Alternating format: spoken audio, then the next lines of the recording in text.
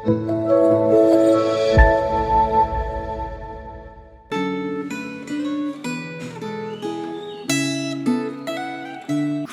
Bapak Ibu sekalian, kita naikkan puji syukur kita kepada Tuhan untuk anugerah, penyertaan, pemeliharaan Tuhan bagi kita. Setiap hari yang Tuhan anugerahkan, setiap minggu, setiap bulan, kita sudah memasuki lagi satu bulan yang baru di tahun 2024 ini. Waktu berjalan demikian cepat.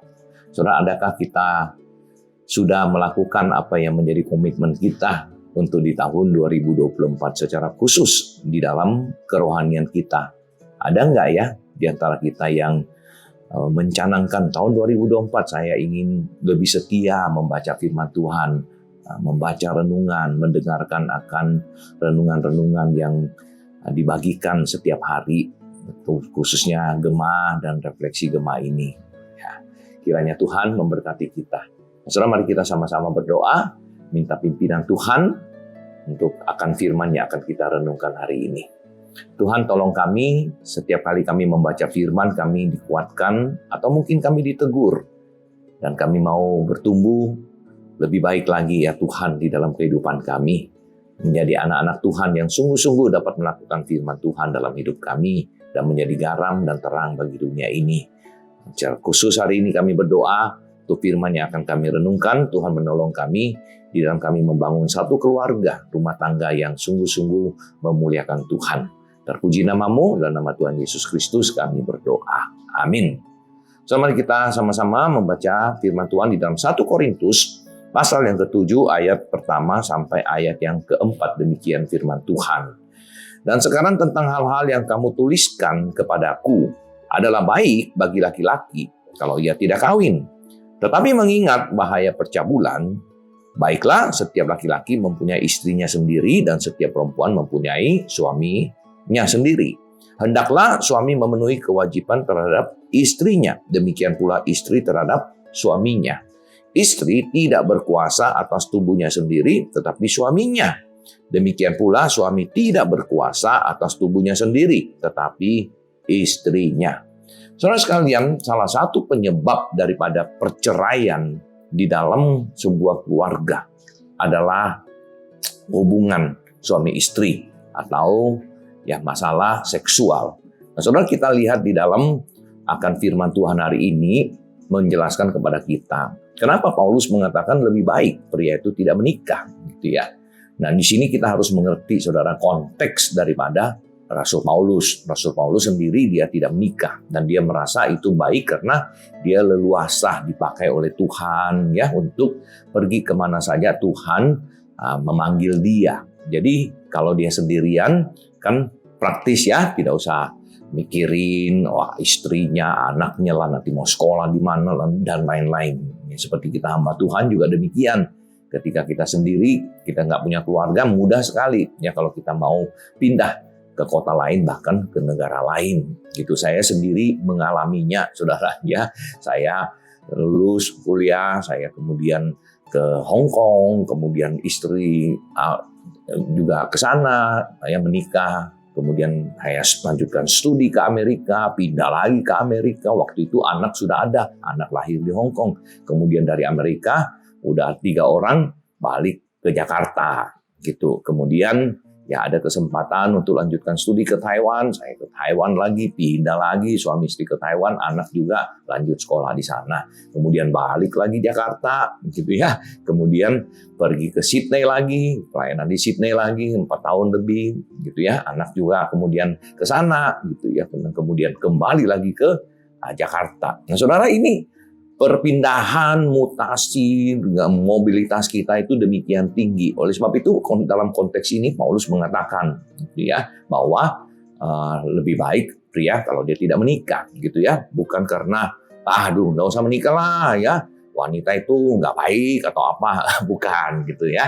Nah, saudara sekalian, tetapi saudara Paulus juga berkata, tapi ada bahayanya juga ya kalau pria itu dia tidak menikah, gitu ya. Kenapa? Karena ada kebutuhan biologis, saudara. Ya, ada kebutuhan biologis, kebutuhan seksual yang Tuhan telah berikan kepada manusia. Ketika Adam dan Hawa diciptakan, Tuhan memberikan akan hasrat seksual itu kepada manusia, saudara. Nah, oleh sebab itu ketika ada kebutuhan itu dan kemudian kita manusia, kita tidak bisa manage dengan baik, kita tidak bisa handle dengan baik, kita akan jatuh ke dalam dosa.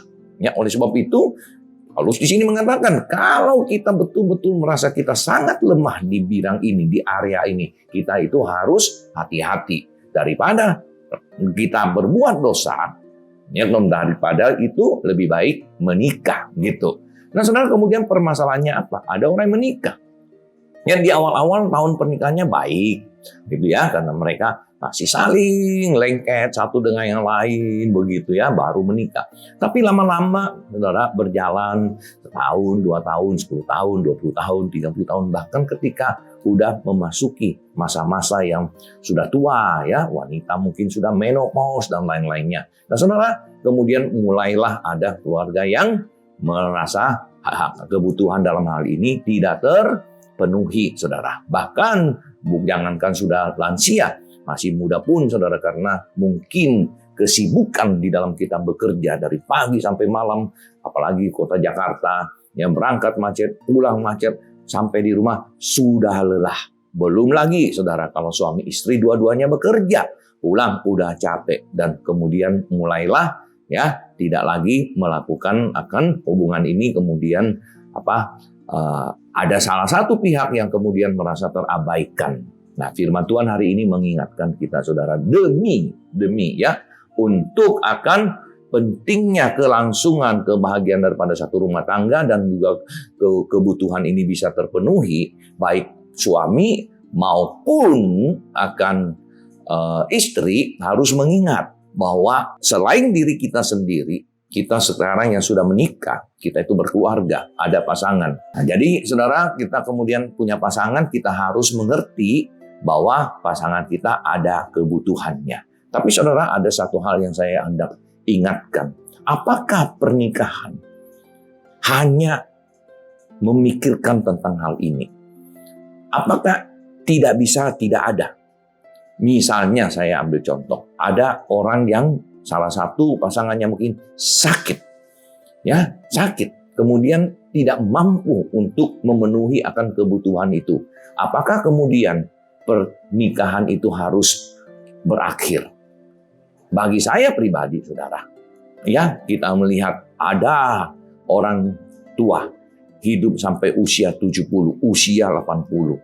Yang paling penting, saudara, di dalam kehidupan pernikahan itu bagaimana suami istri hidup bersama sebagai penolong. Ya, kehadiran daripada pasangan itu saling menguatkan satu dengan yang lain. Ada kebutuhan itu, tetapi yang lebih penting di atas segalanya adalah relasi kita suami istri. Itu yang terpenting, saudara. Ya, jadi harus diingatkan ketika saudara menghadapi akan masalah ini, mari kita mohon hikmat yang daripada Tuhan, kekuatan yang daripada Tuhan, agar Tuhan memberikan kita kekuatan untuk melewati semuanya itu. Dan yang paling penting, saudara, kita harus ingat, rumah tangga, apalagi sudah punya anak, ya sudah keluarga, nah bagaimana kita menjalani semuanya itu. Kiranya Tuhan menolong saudara menghadapi semuanya ini. Tuhan berkati. Kita berdoa. Tuhan, kami tidak tahu, tidak mudah ya Tuhan membangun satu keluarga yang sungguh-sungguh memuliakan nama Tuhan, menjadi saksi.